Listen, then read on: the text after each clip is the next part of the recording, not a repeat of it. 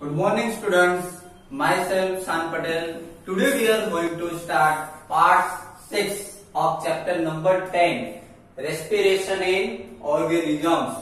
बच्चों आज हमारा chapter number 10 respiration in organism का आज लास्ट लेक्चर है, पार्ट 6.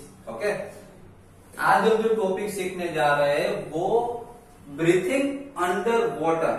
कौन सा टॉपिक है? Breathing under water. हमने देखा कि ह्यूमन बीइंग जो है उसमें जो रेस्पिरेशन जो प्रोसेस है वो किस तरीके से होती है. उसके बाद हमने देखा कि जो इंसेक्ट्स होते हैं, लास्ट लेक्चर में हमने देखा कि इंसेक्ट्स में रेस्पिरेशन प्रोसेस किस तरीके से होती है ना. ह्यूमन में इनहेलेशन, एक्सहेलेशन सब प्रोसेस किस तरीके से होती है वो देखा. इंसेक्ट्स में भी देखा. आज अब ऐसे कुछ एनिमल्स के बारे में सीखने जा रहे हैं जो वाटर में रहते हो. चलो हम लैंड पे रहते हैं, है ना, इंसेक्ट भी लैंड पे रहते हैं, तो समझ लो कि हमारे पास लंग्स है, हम लैंड पे रहते हैं, हम ब्रीथिंग करते हैं, किस तरीके से करते हैं पूरी प्रोसेस समझ ली. अभी हम लैंड पे रहते तो इजीली हम एयर को हम ब्रीथ कर सकते हैं, बराबर. ओके, लेकिन जो वाटर में रहते हैं वो उसको एयर कहां से मिलेगी? हम तो लैंड पे रहते तो हमारे अराउंड बहुत सारी एयर होती है, तो इजीली हम उसको ब्रीथ कर सकते हैं. लेकिन जो वाटर में रहते हैं, वाटर में एयर इजीली ब्रीथ करना पॉसिबल नहीं है.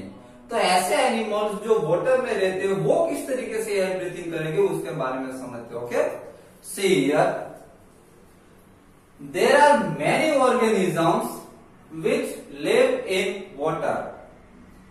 How do they breathe under water? बच्चों यहाँ पे ऐसा बताया गया है कि बहुत सारे ऐसे एनिमल्स है जो वाटर के अंदर रहते हैं. आपको पता है बहुत सारे एनिमल्स है, लाइक फिश, है ना, फिश. उसमें सब टाइप्स की फिश आएगी, वेल फिश, शार्क फिश या फिर नॉर्मल फिश, तो सभी टाइप की फिश आ गई उस पर. तो जो फिशेस है वो वाटर में रहते हैं. सी वाटर में भी बहुत सारे एनिमल्स रहते हैं कि नहीं? तो ऐसे बहुत सारे एनिमल्स जो सी में रहते हैं वो किस तरीके से ब्रीथिंग करते हैं?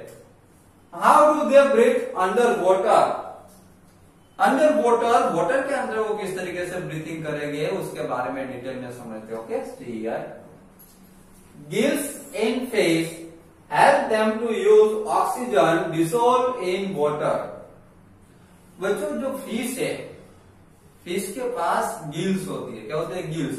और जो गिल्स होती है वो यूज करते हैं ऑक्सीजन. उसको जब एयर में से उसको ऑक्सीजन एब्सॉर्ब करना हो तो उसके लिए वो गिल यूज करते हैं. क्या यूज करते हैं? गिल. ओके, हाँ, तो देखिए बच्चों फिगर में भी यहाँ पे आपको गिल्स दिख रही है, यहाँ पे एरो की है, दिखाई दे रहा है, ये गिल्स है. तो ये जो फिश है वो गिल्स यूज करते हैं जब उसको ऑक्सीजन लेना हो एयर में से, वाटर में से जब उसको ऑक्सीजन एब्सॉर्ब करना हो. आपको मैं बता दूं कि हम जो ऑक्सीजन जो ब्रीथिंग में लेते हैं वो डायरेक्टली हम एयर में से उसको एब्सॉर्ब करते हैं. ओके, लेकिन फिश जो है वो वाटर में रहती है, और वाटर में जो एक्वाटिक एनिमल्स रहते हैं वो डायरेक्टली एयर में से वो ऑक्सीजन नहीं ले सकते. और आपको मैं ये बता दूं कि वाटर जो है, वाटर के अंदर हम जो एयर में से ऑक्सीजन लेते हैं उनको डायरेक्ट भी मिलता है, लेकिन वाटर के अंदर जो ऑक्सीजन होता है वो डिसोल्व ऑक्सीजन होता है. वाटर के अंदर वो डिसोल्व होता है, समझ में आया? तो डिसोल्व ऑक्सीजन जो है वो इजीली ऐसे ब्रीथ नहीं होता, वो गिल्स की हेल्प से, फिश से और गिल्स की हेल्प से उसको ब्रीथ करती है. Okay, now gills are projections of the skins. बच्चों यहाँ पे ऐसा बताया गया है कि गिल्स जो है वो स्किन का एक प्रोजेक्शन है. क्या है? स्किन के प्रोजेक्शन से गिल्स है वो. ओके, वहां से वो ब्रीथिंग कर सकते हैं. गिल्स आपको दिखाई गई है, वो प्रोजेक्शन होते हैं स्किन के, जहां से वो गैस को एक्सचेंज कर सकते हैं. ऑक्सीजन उसको एब्सॉर्ब करना हो तो वहां से ऑक्सीजन एब्सॉर्ब कर सकते हैं. Okay, gills are well supplied with blood vessels for exchange of gases. यहाँ पे ऐसा बताया कि गिल्स जो है वो well supplied with blood vessels के साथ वो अच्छी तरीके से सप्लाई कर सकती है, और वो वहां से गैसेस एक्सचेंज कर सकती है. उसको ऑक्सीजन, कार्बन डाइऑक्साइड जो ब्रीथिंग में जो गैस यूज करते हैं वो वहां से एक्सचेंज कर लेती है. समझ में आ रहा है? तो यहाँ पे बच्चों पूरी फिगर दिखाई दे रही है, ये फिश की मैंने फिगर ड्रॉ की है, शायद अच्छी फिगर ड्रॉ नहीं की होगी बराबर, लेकिन समझ लीजिए कि ये फिश है, दिख रही है ना आपको fish. Okay, breathing organs in fish, क्या बताया गया यहाँ पे, breathing organs in fish, fish में जो ब्रीथिंग ऑर्गन्स जो होते हैं उसके बारे में समझाया गया है। पूरी फिश का यहाँ पे स्ट्रक्चर ड्रॉ किया गया है। फिश में यहाँ पे गिल्स दिखाई दे रही है, गिल्स जो है, फिश जो है हमको पता है कि वो एक्वाटिक एनिमल्स है। एक्वाटिक एनिमल्स मीन्स जो एनिमल्स वाटर में रहते हो वैसे एनिमल्स को एक्वाटिक एनिमल्स कहा जाता है। तो यहाँ पे फिश है वो एक्वाटिक एनिमल्स है, और एक्वाटिक एनिमल्स जो होते हैं वो वाटर में रहते हैं, इसलिए वो वाटर में जो डिसॉल्व ऑक्सीजन होता है उसको वो ब्रीथिंग में यूज करते हैं। आ रहा है समझ में? और ये जो डिसॉल्व ऑक्सीजन है वो उसको ब्रीथ करना हो तो उसके लिए उसके पास गिल्स होते हैं। क्या होता है? गिल्स, और गिल्स से वो जो गैसेस है वो गिल्स से वो एक्सचेंज कर सकते हैं। Clear?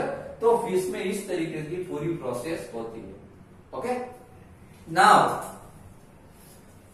Do plants also respire?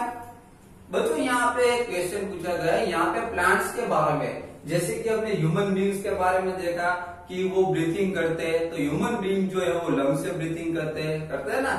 उसी तरीके से हमने इंसेक्ट के बारे में समझा कि इंसेक्ट्स में क्या होता है, इंसेक्ट्स में स्मॉल, उसकी बॉडी के ऊपर स्मॉल स्मॉल होल्स आए हुए होते हैं जिसको स्पाइरेकल्स कहा जाता है। तो इंसेक्ट्स में स्पाइरेकल्स के थ्रू ब्रीथिंग होता है। उसके बाद में हमने फिश के बारे में समझा कि फिश जो है वो ब्रीथिंग के लिए कौन सा ऑर्गन यूज करती है, वो गिल्स यूज करती है ना। फिश जो है वो गिल्स यूज करते हैं। उसी तरीके से अब हम प्लांट्स के बारे में समझना है कि प्लांट जो है वो किस तरीके से ब्रीथिंग करते हैं, प्लांट्स में ब्रीथिंग प्रोसेस किस तरीके से होती है। क्लियर?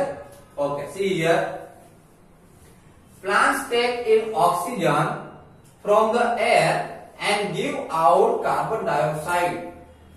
तो हाँ, ये आपको शायद पता होगा कि प्लांट जो है वो एयर में से ऑक्सीजन एब्सॉर्ब करता है और कार्बन डाइऑक्साइड है वो बाहर निकलता है ना। फर्स्ट चैप्टर में भी हमने देखा था कि प्लांट जो है वो क्लोरोफिल की हेल्प से, है ना, ऑक्सीजन जो है वो एब्सॉर्ब करता है और कार्बन डाइऑक्साइड है वो बाहर निकलता है।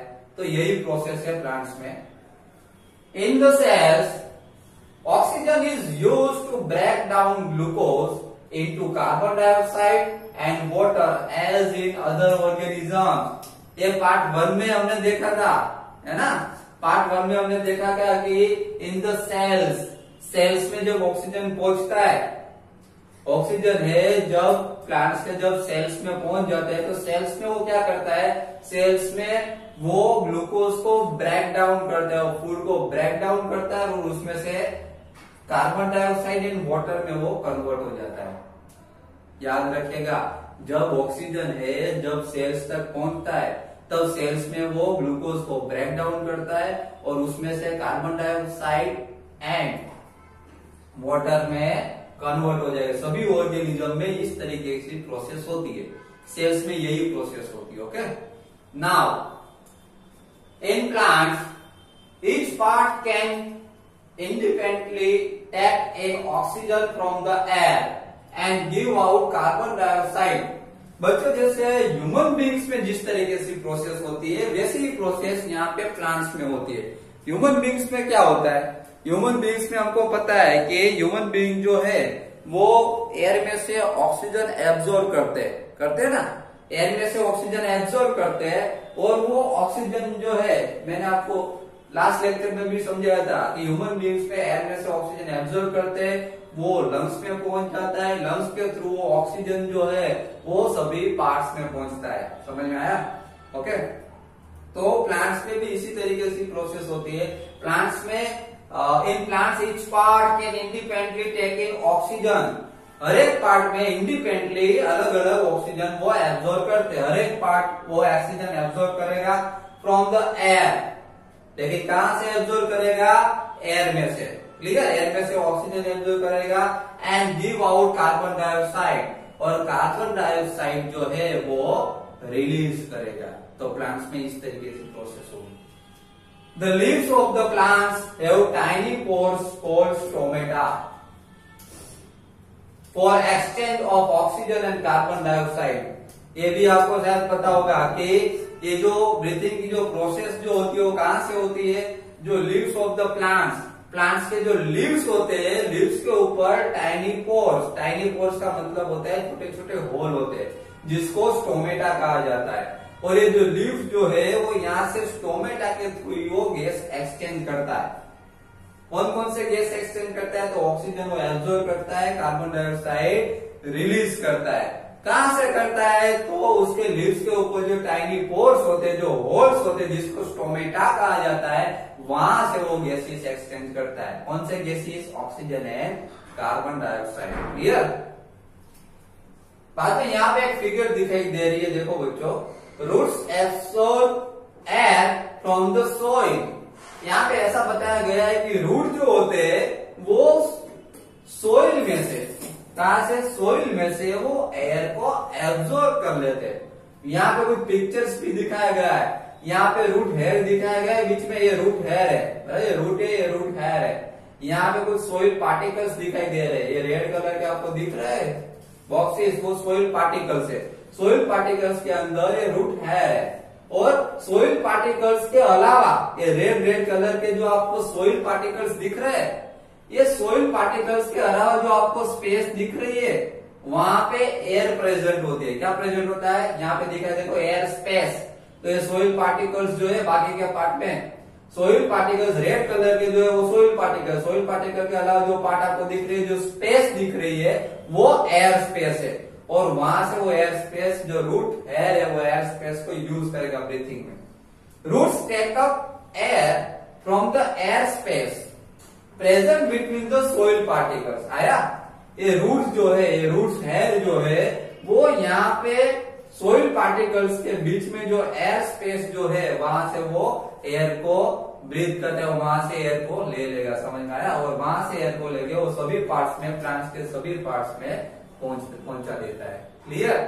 तो बस इसी तरीके से प्रोसेस होती है। समझ में आया। यहाँ पे फिश में ब्रीथिंग अंडर वाटर के अंदर जो एनिमल्स रहते हैं, वो इसी तरीके से फिश ने कैसे ब्रीथिंग करता है, गैसेस गिल्स के थ्रू वो गैस को एक्सचेंज करता है। समझ में आया। उसी तरीके से सब में अलग अलग जो एक्वाटिक एनिमल्स है, इसी तरीके से सब में अलग अलग ऑर्गन्स यूज होते हैं ब्रीथिंग के लिए। ओके, तो ये फिश के बारे में हमने समझा। फिश जो है वो गिल्स से ब्रीथिंग करती है। उसके बाद हमने प्लांट्स के बारे में समझा कि प्लांट जो है, प्लांट से जो ह्यूमन बींग्स की तरह प्लांट्स भी गैस को एक्सचेंज करते हैं, ऑक्सीजन वो एब्जॉर्ब करते हैं, कार्बन डाइऑक्साइड रिलीज करते हैं। समझ में आया। और ये फिगर के थ्रू हमने समझा कि रूट्स जो है, प्लांट्स के जो रूट्स जो है वो क्या करते हैं, एयर स्पेस जो होती है, सोइल पार्टिकल्स के बिटवीन जो एयर स्पेस जो होती है, वहां से एयर को वो एब्जॉर्ब कर लेते हैं। क्लियर। तो बच्चों, आज के लेक्चर में हमने पार्ट 6 में हमने ब्रीथिंग अंडर वाटर के अंदर जो एक्वाटिक एनिमल्स रहते हैं वो किस तरीके से ब्रीथिंग करते हैं उसके बारे में समझा। उसके बाद प्लांट्स ऑल्सो रिस्पायर, प्लांट जो है वो भी रेस्पिरेशन प्रोसेस करते हैं। ब्रीथिंग की प्रोसेस प्लांट्स में भी होती है। समझ में आया। तो उसके बारे में भी हमने समझा। ओके, तो बच्चों ये हमारा ये लास्ट लेक्चर था, पार्ट 6 जो है ये हमारा आज लास्ट लेक्चर था। बराबर। यहाँ पे हमारा chapter number 10 respiration in organism, यहाँ पे चैप्टर नंबर 10 हमारा कंप्लीट हो रहा है। इसके पीडीएफ